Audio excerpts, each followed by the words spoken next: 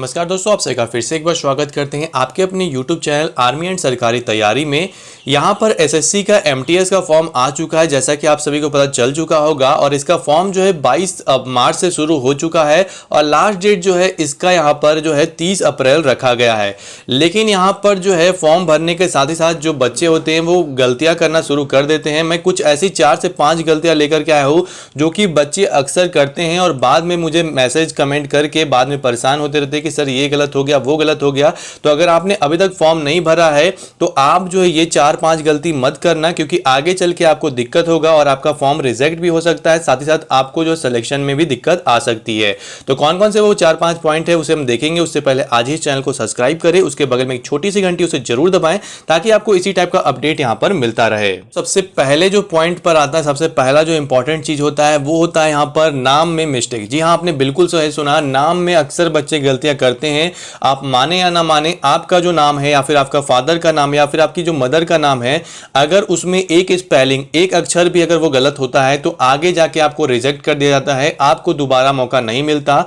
यानी कि अगर आपने जब 10th दिया था, क्योंकि एमटीएस की भर्ती 10th पर आई हुई है, तो आपको पता होना चाहिए कि आपके पास जो 10th का सर्टिफिकेट है, मैट्रिकुलेशन का सर्टिफिकेट है, उसमें जो भी नाम लिखा हुआ है उसके अंदर जो भी आपके फादर नेम या फिर आपका जो मदर नेम लिखा हुआ है वो सेम टू सेम डिट्टो वही होना चाहिए। एक भी वर्ड आगे नहीं, एक भी वर्ड पीछे नहीं।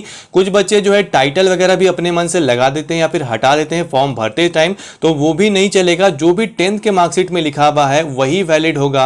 अगर आप आधार कार्ड का नाम लिख देंगे, आधार कार्ड में जो आपका नाम है या फिर फादर का नेम है, तो वो भी, उससे भी कोई फायदा नहीं है, क्योंकि 10th का मार्कशीट ही आपके लिए वेरिफिकेशन का काम करता है। और 10th के मार्कशीट में जो लिखा है वो एक रामबाण है, उसको आप चेंज नहीं कर सकते, उसी को ही आपको लेकर के चलना होगा। तो पहला चीज आपको ध्यान में समझ में आ चुका होगा। दूसरा होता है यहाँ पर date of birth. Date of birth यानी कि आपका जो जन्म तिथि है, और इसमें जो है अक्सर बच्चे जो है गलती यहाँ पर ये होती है कि जो डेट ऑफ बर्थ है आप आधार कार्ड, पैन कार्ड या फिर कोई दूसरा आइडेंटिटी कार्ड से आप जो है उसे देख करके लिख देते हैं। लेकिन आपको ऐसा बिल्कुल नहीं करना। इसके लिए भी आपको कुछ नहीं करना। 10th का जो मार्कशीट है आपके पास, 10th का सर्टिफिकेट है, उसमें जो डेट ऑफ बर्थ लिखा है वही मान्य है, वही वैलिड है। उसके अलावा अगर आप दूसरा डेट ऑफ बर्थ लिख देते हो, एक दिन आगे, एक महीना आगे या फिर कुछ भी, तो वो इनवैलिड हो जाएगा। आगे जब आप सिलेक्शन लेने जाएंगे, जब या फिर आप एग्जाम देने जाएंगे, उस समय सब कुछ मिलाया जाता है, उसी समय आपको निगलेक्ट कर दिया जाएगा, आपको वहां से भगा दिया जाएगा।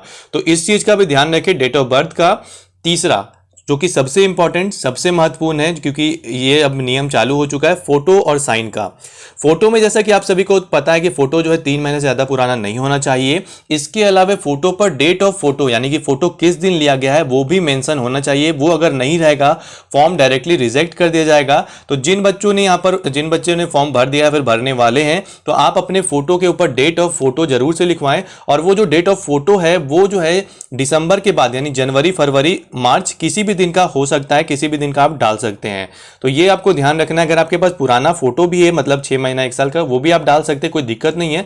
बस जब अपलोड करोगे तो वहां पे साइबर कैफे वालों को बोलना कि उसमें डेट ऑफ फोटो जरूर से वो डाल दे। इसके अलावा जो साइन आप डालते हैं, साइन भी क्लियर होना चाहिए। कई बार जो है साइन वगैरह क्लियर नहीं होता है तो उसमें भी रिजेक्ट हो जाता है। तो ये गलती भी आपको नहीं करना है, सब कुछ आपको अच्छे से स्कैन करके डालना होगा। चौथा सबसे मोस्ट इंपॉर्टेंट चीज है यहाँ पर कैटेगरी। कैटेगरी मतलब आपका जो भी आप जनरल कैटेगरी के हैं या फिर SC ST OBC हैं।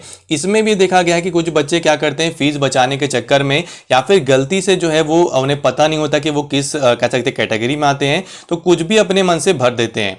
अगर आप यहाँ पर, अगर आप मान लीजिए कि अगर आप OBC के हैं और अगर आपने वहाँ पर जनरल भर दिया या फिर SC ST भर दिया, तो उस केस में क्या होगा कि आपको जो है आज आपको उस समय कुछ नहीं दिक्कत होगा। जब आप वेरिफिकेशन में जाएंगे तो उस समय आपका फॉर्म को रिजेक्ट कर दिया जाएगा, यानी कि आपको वहाँ पर रिजेक्ट कर दिया जाएगा। आपकी जो कैटेगरी है, आपका जो भी यहाँ पर कैटेगरी में आते हैं, चाहे आप SC है, ST है, OBC है या जनरल है, उसको सही से चुन करके लिखें। अगर आप कुछ भी उल्टा सीधा कर दोगे तो वहां पर आपका फिर सिलेक्शन होने का कोई चांस नहीं है, क्योंकि मॉडिफिकेशन वगैरह भी यहां पर अब नहीं आ रहा है एसएससी की तरफ से। तो मॉडिफाई करने का ऑप्शन आप भूल ही जाएं तो ज़्यादा बेस्ट होगा। एक ही बार में सही करके जो है इसे फॉर्म को अप्लाई करें। तो यहाँ पर ये भी इंपॉर्टेंट हो गया। और इसके अलावा जो लास्ट डेट है उसका भी बहुत सारा चक्कर है। बहुत सारे बच्चे लास्ट डेट का वेट करते हैं, लास्ट डेट में फॉर्म भरते हैं, उस समय सर्वर क्रैश हो जाता है।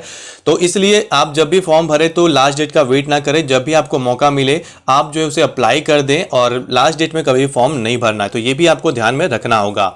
तो ये सारी कुछ चीज़ें थी। इसके अलावा अगर आप बीएसएफ ट्रेडमैन की तैयारी कर रहे हैं तो आप चक्षु पब्लिकेशन की बुक से कर सकते हैं, जिसमें आपको नए पैटर्न पर सारा कुछ मिल जाता है। सारा जितना भी क्वेश्चंस है वो न्यू पाठ्यक्रम के ऊपर आधारित है। इसमें आपको करंट अफेयर हो गया या फिर जनरल नॉलेज, जनरल इंटेलिजेंस, इसके अलावा मैथ, रीजनिंग, सारा कुछ आपको एक ही बुक के अंदर मिल जाता है संपूर्ण तैयारी के लिए। साथ ही साथ यहाँ पर इनकी एक और बुक आती है जो कि बीएसएफ ट्रेडमैन कांस्टेबल की यहाँ पर कह सकते हैं प्रैक्टिस सेट है। तो आप इससे भी अपनी तैयारी कर सकते हैं।